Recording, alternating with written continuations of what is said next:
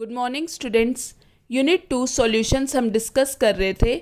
हमने last lecture में discuss की थी colligative property elevation of boiling point. In today's lecture we will discuss next colligative property depression of freezing point. Now students, सबसे पहले हम discuss करते हैं फ्रीजिंग पॉइंट क्या होता है। फ्रीजिंग पॉइंट ऑफ सब्सटेंस वो टेम्परेचर है जहाँ पे सॉलिड और लिक्विड फॉर्म जो है सब्सटेंस की वो इक्विलिब्रियम में होते हैं, यानी सॉलिड और लिक्विड फॉर्म्स ऑफ सब्सटेंस उनका सेम वेपर प्रेशर होता है। उसी टेम्परेचर को हम क्या कहते हैं, freezing point of a substance. Now students, इसी को ही समझने के लिए हम ग्राफ प्लॉट करते हैं। बिटवीन वेपर प्रेशर और टेम्परेचर के बीच में हम ग्राफ प्लॉट करते हैं।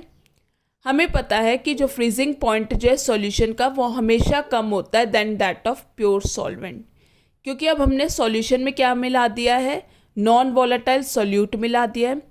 और नॉन वॉलेटाइल सोल्यूट जो है वेपर प्रेशर में कंट्रीब्यूशन नहीं करेगा, यानी लिक्विड्स के सरफेस पे अब सॉलिड सोल्यूट के भी मॉलिक्यूल्स आ जाएंगे और वो कैसा नॉन वॉलेटाइल है, तो जिसकी वजह से जो फ्रीजिंग पॉइंट है सॉल्यूशन का वो हमेशा कम होगा than that of pure solvent.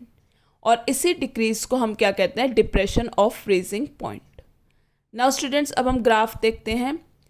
तो जैसे ही हम टेम्परेचर घटाएंगे वेपर प्रेशर भी घटेगा, तो लिक्विड सॉल्वेंट जो है यहाँ पे इसका वेपर प्रेशर जो है it decreases along the curve, क्योंकि हम टेम्परेचर घटा रहे हैं along the curve A B. इस पॉइंट पे बी पॉइंट पे सॉलिड अपीयर होने लग गया और जो है ये भी वेपर प्रेशर स्टीपली डिक्रीज हो रहा है along the curve B C. B point पे क्या है, सॉलिड जो है और लिक्विड सॉल्वेंट जो है वो इक्विलिब्रियम में है, यानी इनका सेम वेपर प्रेशर है।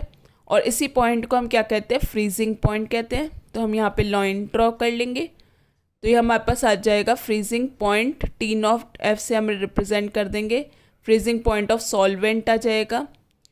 नाउ स्टूडेंट्स, जो सॉल्यूशन का जो कर्व है वो लाई करेगा बिलो दैट ऑफ सॉल्वेंट, क्योंकि हमें पता है कि फ्रीजिंग पॉइंट जो है सॉल्यूशन का is always lower than that of pure solvent, क्योंकि उसमें हमने नॉन वॉलेटाइल सोल्यूट ऐड कर दिया है और नॉन वॉलेटाइल सोल्यूट की वजह से ये डिप्रेशन आया। तो इस डिक्रीज को हम क्या कहते हैं, डिप्रेशन ऑफ फ्रीजिंग पॉइंट।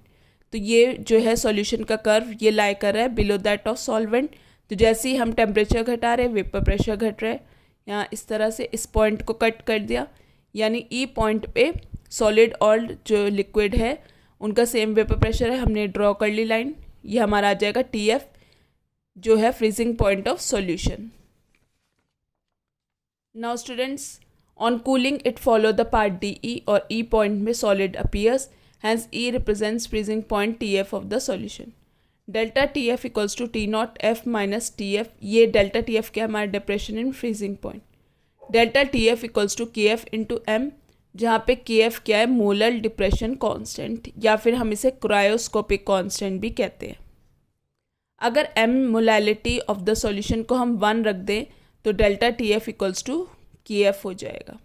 तो इसकी डेफिनेशन आ गई मोलर डिप्रेशन कांस्टेंट की, may be define as depression of freezing point, जहाँ पे मोलैलिटी जो है सॉल्यूशन की यूनिटी है, यानी 1 मोल ऑफ द सॉल्यूट वो डिजॉल्व है 1 kg of the solvents. Units of के एफ आर केल्विन पर एम और केल्विन किलोग्राम पर मोल। तो ये था हमारा डिप्रेशन इन फ्रीजिंग पॉइंट।